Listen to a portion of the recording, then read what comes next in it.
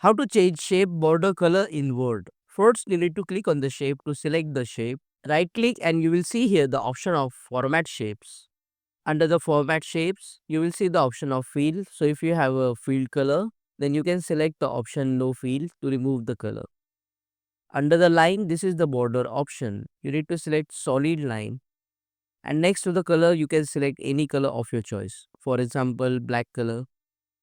And this is the thickness of the border. So you can adjust the thickness according to your need by clicking on up and down arrows like this. You can also click on the shape format tab here and you will see this pencil icon. It's a shape outline option. From here also you can change the color of the line and also can change the thickness of the line like this. If you want to make it dash or dotted, you can do that as well if required. Click on that like button, comment below and let me know if this video solved your problem. And don't forget to subscribe and press the bell icon if you want to learn more about Microsoft Word quickly.